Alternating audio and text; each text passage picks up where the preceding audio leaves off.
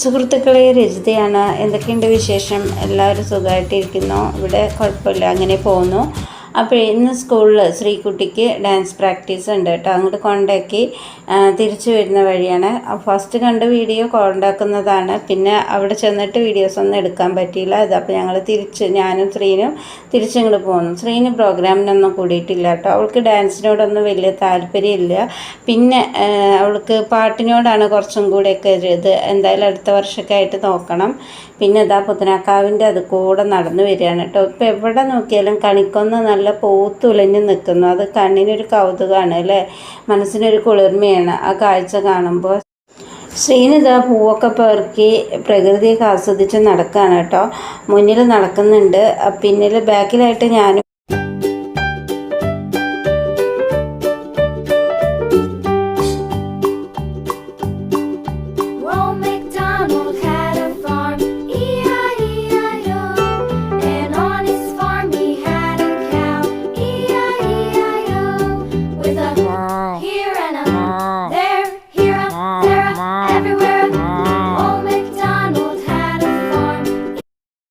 ഈ പൂവിന് കല്യാണ സൗഗന്ധികം എന്നല്ലേ പറയുക?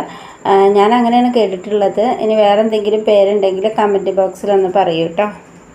ശ്രീനുവിനെ പൂവ് കണ്ടപ്പോൾ അത് വേണമെന്ന് പറഞ്ഞു. അങ്ങനെ അതിന് കുറച്ച് പൂവൊക്കെ പൊട്ടിച്ചെടുത്തു.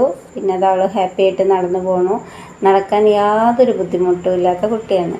രണ്ടുപേരും അങ്ങനെ തന്നെയാണ് കേട്ടോ. നടക്കാൻ ഒരു ബുദ്ധിമുട്ടും ഇല്ല. പിന്നെ ഞങ്ങളിത് ആ വീഡിയോയിലൊക്കെ പൂവൊക്കെ കാണിച്ചു തരുന്നുണ്ട്.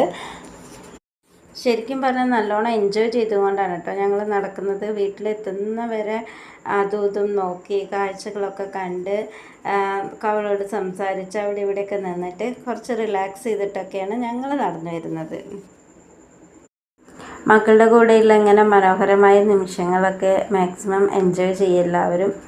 അതുപോലെ ഇതുപോലുള്ള അവസരങ്ങളൊക്കെ ഇതൊക്കെ ഇപ്പോഴേ നമുക്ക് കിട്ടുള്ളൂ. കുറച്ചും കൂടെ അങ്ങോട്ട് വലുതായി മുതിർന്ന കുട്ടികളായി കഴിഞ്ഞാൽ പിന്നെ അങ്ങനെയൊന്നും നമുക്ക് കിട്ടില്ല. പിന്നെ അവരുടെ ഒരു പഠിത്തവും കാര്യങ്ങളൊക്കെ ആയിട്ട് അവരുടേതായ ഒരു ലോകത്തിലേക്കൊക്കെ പോകും. ഈ ഒരു സമയം ഇപ്പോൾ മാക്സിമം നമ്മൾ അവരോടൊപ്പം ഇരുന്ന് എൻജോയ് ചെയ്യുക.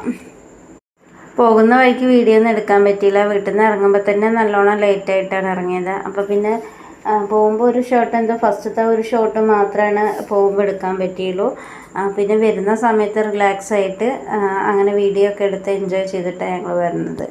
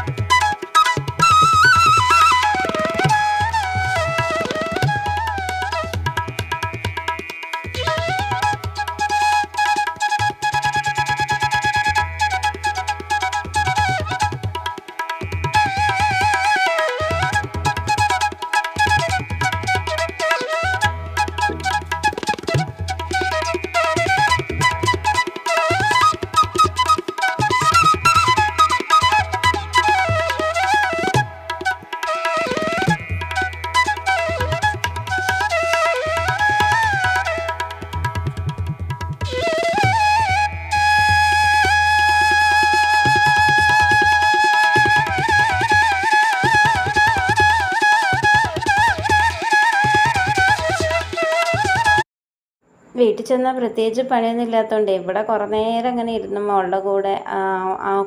ഒരു കുറച്ച് വെള്ളമുള്ള ഭാഗം ഉണ്ടല്ലോ, ഒരു കുഴി പോലെ, അവിടെ ആമ്പൽ നിൽക്കുന്നുണ്ട്. അതിൽ ഒരാമ്പൽ പകുതി വിരിഞ്ഞ് നിൽക്കുന്നുണ്ട്. നല്ല ഭംഗിയുണ്ട് കാണാൻ. അപ്പോൾ അതും പിന്നെ പാടത്ത് അത് പശു മേയുന്നു, കുറേ പക്ഷികളുണ്ട്. അതൊക്കെ നോക്കി കുട്ടികൾക്ക് ഒരു സന്തോഷമാവുമല്ലോ, അവൾക്കൊരു സന്തോഷമാവുമല്ലോ. അങ്ങനെ കുറച്ച് നേരം അവിടെ ചിലവഴിച്ചു. പിന്നെ അവിടെ കുറച്ച് തിരക്കും കാര്യങ്ങളൊന്നും ഉണ്ടായിരുന്നില്ല, ആരും ഉണ്ടായിരുന്നില്ല, ഞങ്ങൾ മാത്രമേ ഉള്ളൂ. അതുകൊണ്ട് തന്നെ അവിടെ കുറച്ച് നേരം സമയം ചിലവഴിച്ചു. പിന്നെ ഇന്ന് പ്രത്യേകിച്ചിട്ട് വെയിലോ കാര്യങ്ങളോ ഒന്നുമില്ല, ഒരു മഴ മൂടലാണ്, ഒരു പ്രത്യേക തരം അന്തരീക്ഷം, തണുപ്പും ഒക്കെ ആയിട്ട്. പക്ഷെ നല്ല ചൂടുണ്ടായിരുന്നു കേട്ടോ. നല്ല ഇത് ഉഷ്ണിക്കുന്നുണ്ടായിരുന്നു. വൈകിട്ട് മഴ ഉണ്ടാവുമെന്ന് വിചാരിച്ചു, പക്ഷെ ഇന്ന് മഴയൊന്നും ഉണ്ടായിട്ടില്ല വൈകിട്ടായപ്പോൾ. ശ്രീനു ഓർക്കാപ്പുറത്ത് ചില കാര്യങ്ങളൊക്കെ നമ്മളോട് ചോദിക്കും, നമ്മൾ തന്നെ ഞെട്ടിപ്പോവും കേട്ടോ. അവൾ പറയുകയാണേ, ആ തൊട്ടാവാടിയിൽ ഇങ്ങനെ തൊട്ട് കളിക്കുകയാണ് അവൾ. അപ്പോൾ അതിന് വാടാണ്ട് ഒരു കമ്പ് എനിക്ക് പറിച്ചു തരുമെന്ന്. ഞാൻ ആകെ ഞെട്ടിപ്പോയി. സൂര്യൻ തെക്ക് വടക്ക ഉദിച്ചാലും നടക്കാത്തൊരു കാര്യമാണിത്. എന്താ ചെയ്യുക, മക്കളുടെയൊക്കെ ഒരു കാര്യം. ശരിക്കും പറഞ്ഞാൽ മക്കളുടെ ഈ ചിരിയും കളിയും ഒക്കെ കാണുമ്പോൾ നമ്മുടെ മനസ്സിൽ ഒരുപാട് ഭാരങ്ങൾ ഇറങ്ങിപ്പോവും. ഒരുപാട് നമ്മൾ എത്ര നെഗറ്റീവായിട്ട് ഇരിക്കുന്ന സമയമാണെങ്കിലും ഇവരുടെ ഒരു ചിരിയോ ഒരു തമാശയോ ഒക്കെ കണ്ടാൽ മതി, നമ്മൾ കൂടുതൽ ഉണർവോടെ കൂടുതൽ പോസിറ്റീവ് വൈബോടെ നമ്മൾക്ക് മുന്നോട്ട് പോകാൻ തോന്നും. നമ്മുടെ നെരപ്പറമ്പിലെ ഏറ്റവും വലിയ കയറ്റം, ഞാൻ ഇത്രയും വലിയൊരു കയറ്റം ഇതുവരെ കയറിയിട്ടില്ല കേട്ടോ. അതൊക്കെ കയറി നടന്ന് ഇങ്ങനെ വരുമ്പോൾ അതാ വഴിയോരത്ത് ഒരു പാമ്പ് ചത്ത് കിടക്കുന്നു. അത് വണ്ടി കയറിയിട്ട് ചത്തതാന്ന് തോന്നുന്നു കേട്ടോ. അതിൻ്റെ ഒരു പീസ് അങ്ങ് പോയിരിക്കുന്നു, പാവം.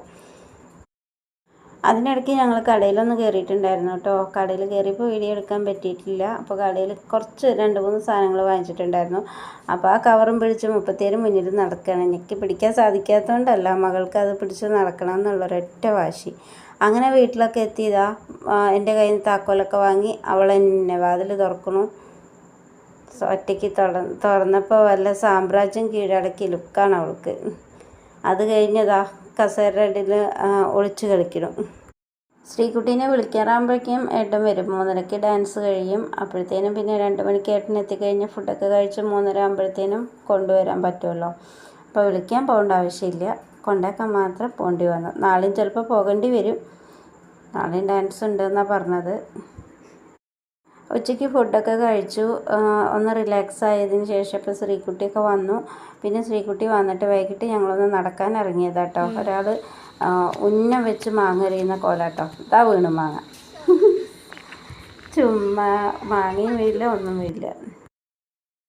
പിന്നെ ഇപ്പോൾ ഇതാ രാത്രി ആയപ്പോഴേ ഏട്ടൻ പൊറോട്ട വാങ്ങിച്ചുകൊണ്ട് വന്നു. അപ്പോൾ ഞാൻ അതിലേക്കൊരു മുട്ടക്കറി ഉണ്ടാക്കി ഞങ്ങളെല്ലാവരും കൂടി ഒരുമിച്ചിരുന്ന് അതൊക്കെ കഴിച്ചു. അപ്പോൾ ഇത്രയൊക്കെയുള്ളൂ ഇന്നത്തെ വിശേഷങ്ങൾ. അപ്പോൾ വീഡിയോ ഇഷ്ടപ്പെട്ടാൽ ലൈക്ക് ചെയ്യാനും കമൻറ്റ് ചെയ്യാനും കൂട്ടുകാരിലേക്കൊക്കെ ഷെയർ ചെയ്ത് കൊടുക്കാനും മടിക്കില്ലേ.